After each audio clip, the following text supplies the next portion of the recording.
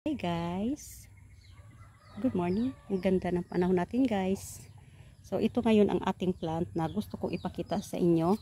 Isa itong hybrid na plant, no? Tingnan nyo, isa itong philodendron. Ang ganda niya guys, oh. Tingnan nyo yung kanyang mga kuan. Mayroong pulmon siya, pero yung unique talaga yung kanyang shape, hindi ba? Napaka slim ng kanyang mga, anong tawag nito, mga kamay-kamay, ganun. Yung mga wings niya, no, napaka-slim. Tingnan niyo dito sa may ibaba. Ganyan. Ayan, oh. Ganda niya, guys, no? So, ito ay isang hybrid, no? Hybrid na plant, no? Na philodendron. Kung titingnan mo siya, kakaiba siya. Although, mayroon din ito na sabihin natin na yung kanyang mother, pinagkunan ng isa pa niyang genes nito ay mula sa isang Florida Beauty. Tapos pinagsama yung Florida Beauty at saka yung tinawag natin na resurrection fern. Ang tawag nito, no? Ito ay yung Polypodioides.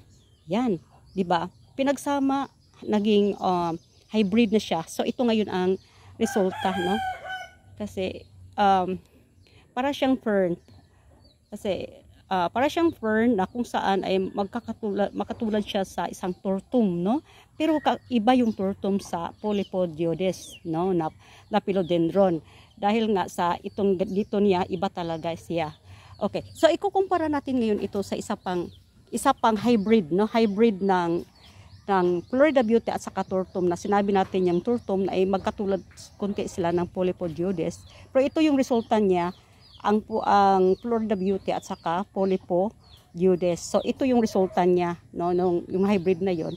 Ngayon naman, tingnan naman natin yung tortum at saka Florida Beauty, no. Ayan guys, sandali guys. Ito ngayon yung Florida Beauty at saka yung pinagsama yung sinasabi natin na tortum. Ito siya.